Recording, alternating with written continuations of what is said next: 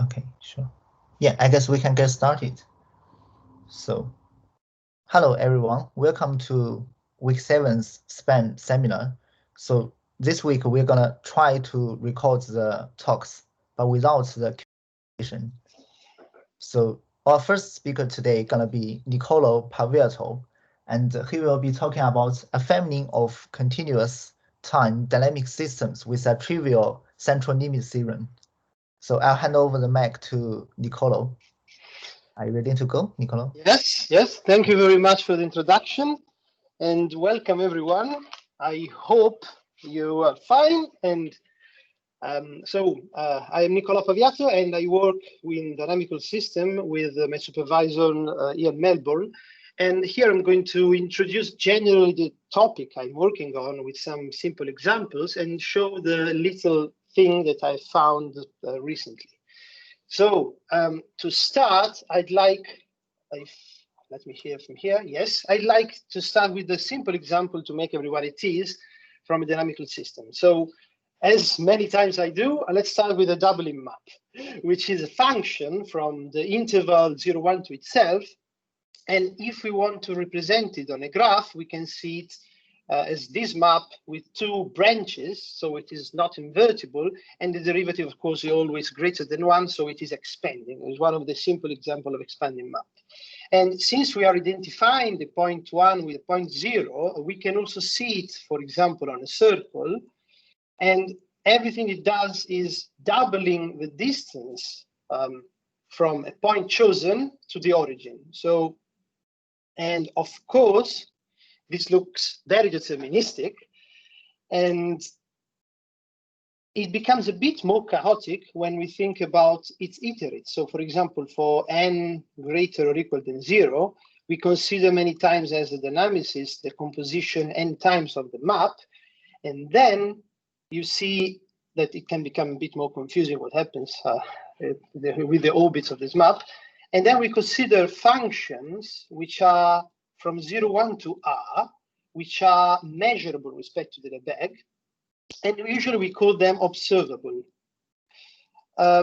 So the reason why, one of the possible reasons why people call them observables is because maybe we can imagine we don't know exactly how the system evolves because we are not aware of the starting point, for example, and we can just sample the system through like a glass, and this glass is represented by our observable. We can just sample the real numbers coming out of this. And once we have defined that, we can also define like observable of over an orbit of our map. And actually, this map is pretty good because it has all the nice properties that the dynamical system might have, and in particular, F is invariant with respect to Lebesgue measure, and also ergodic.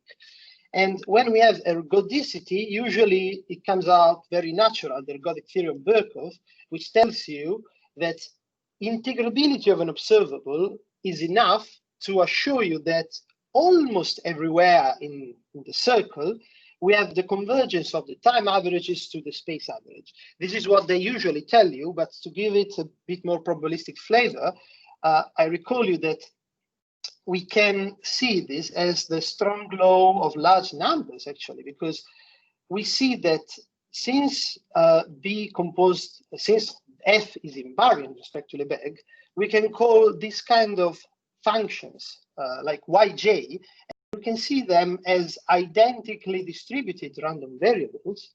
And what is doing here, we are just taking the sum averaging out of Yj, and we are showing the convergence to the expectation of the first one, which of course they are the same.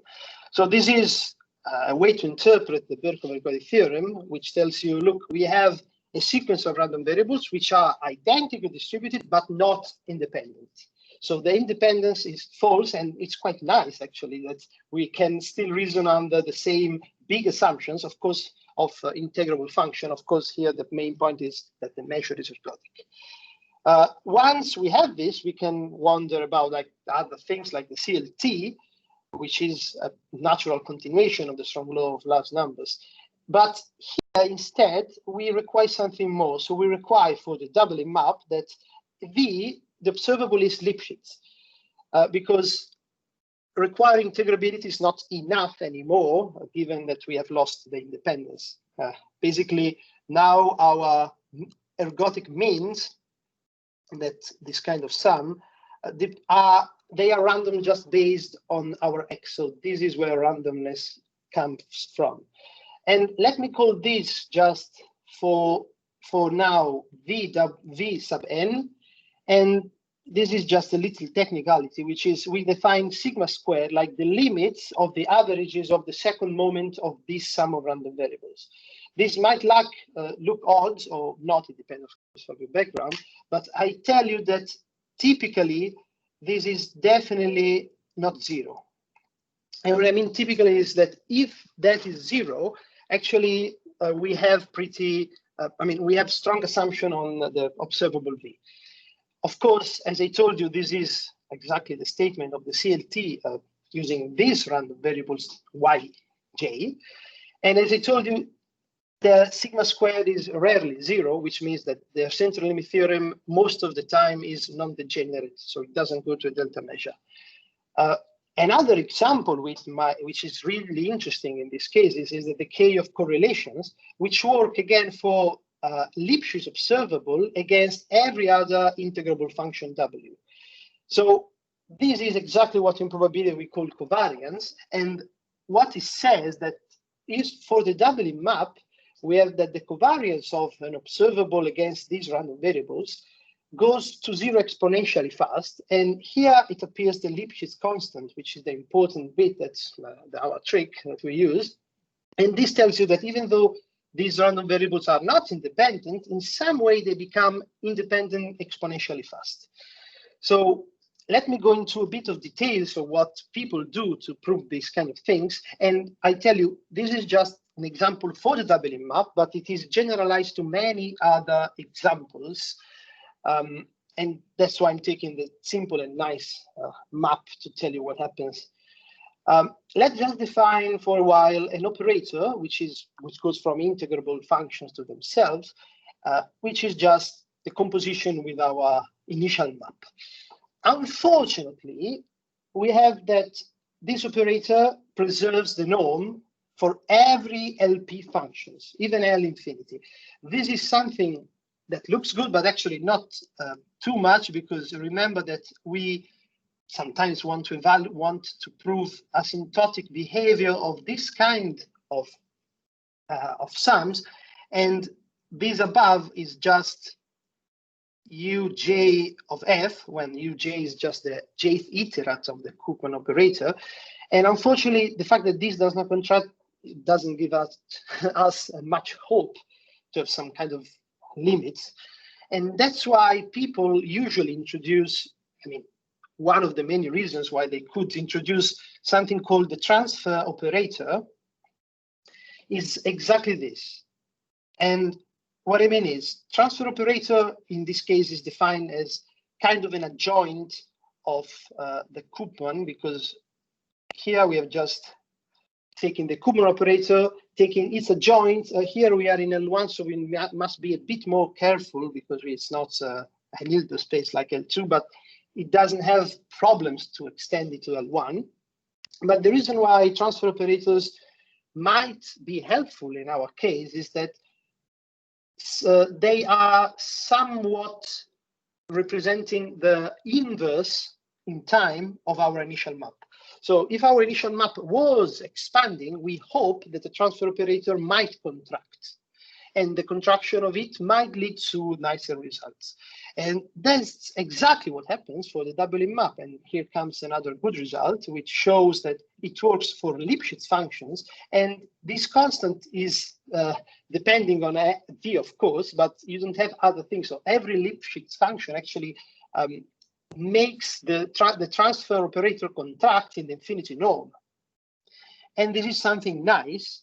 And as I told you at the beginning, this is not just in this case, because we can assume a bit more general environment. For example, if we take instead of 0, 1, a compact dynamical system lambda, we can take instead of the Lebesgue measure, we can take like a probability measure mu, and instead of the doubling map, we can take any function, which of course needs to be invariant and ergodic. Everything should be nice. And we can expect, or we can hope in some cases, to have this kind of estimate. So we just want that the transfer operator for f, for small f, sorry, now there is just abuse of notation. We hope that the transfer operator decays in some way. And just to be a bit out of this talk, just to quote other things that can be done, or how you can get some of these kind of results. Usually what people do, for example, to prove exponential decay of the transfer operator, usually people prove a spectral gap existing in subspace, complete subspace of L1.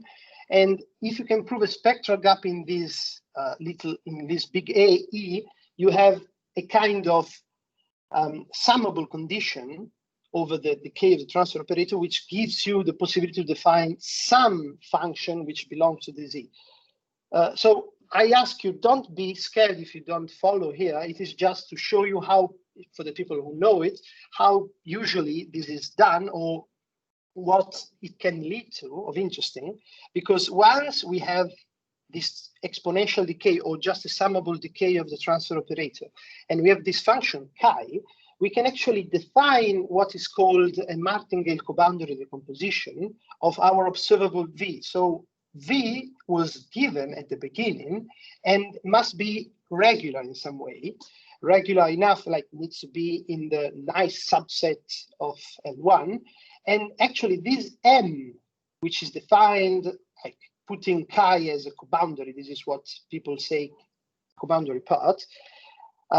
This M actually has this nice property with a conditional expectation, and this is exactly a conditional expectation operator from probability theory, where this is just a sigma algebra of the image of the Borel sets that we started in our dynamical system. We can definitely make it metric space with no problem. All of this is because this condition gives you, in some sense, that the iterate of this MV is a martingale in some sense. And the reason why I'm citing it is because martingales behave well with the normal random variables. So both central limit theorem and the weak invariance principle actually comes from this kind of technique. But let me go a bit further now. Let me show you what I've been working on. I hope that so far everything is kind of clear, and otherwise I'm happy to answer questions later. But now I'm not changing a lot my environment. I'm just considering, instead of a discrete map, I'm considering a continuous time, let's say semiflow. The semi is because I can have actually, hopefully I will have not invertible maps. So we have a family of maps, which is a semigroup with respect to the decomposition. And we call PT the family of its transfer operators, which are still to be thought as before. So before, you remember, we had kind of this ergodic sum, and now in the continuum environment, they become like integrals. And they are defined pointwise with no problem in many. And you remember that I called and I wanted a kind of summability condition on this in some norm. And then now this becomes reasonably a summability condition. Sorry, here we have T. Here we have this kind of summability condition. At least we would like to. And the reason why I'm telling you this is usually people have these kind of things. This left-hand side happens many times. And that's why we can say, okay, if you want to work in the continuous case, we hope that this is actually what happens. And now we have just to say, okay, let's choose the right E. Let's choose the right E subspace of L1 for which we have the right things. And one of the common choices is taking E to be the Holder function. So here alpha is a number between 0 and 1. So Lipschitz, of course, is Holder. And so for the doubling map, it definitely worked. And this is because, of course, it's very regular. But strong regularity of functions gives you a lot of things. And for example, it can lead to prove also rate of convergence to, for example, the weak invariance principle, which is the convergence of something given from the system to a Brownian motion. But just to move back to this assumption, everything I said now was meant to arrive to this kind of assumption. So in the discrete, it is pretty fine and it works sometimes. Is it reasonable to assume it with the Holder norm also in the continuum? So just to tell you, the Holder norm is stronger than infinity one, is just defined as the infinity norm of I observable plus its Holder constant. So this kind of thing, is it reasonable? And the answer is not really, because of the following results.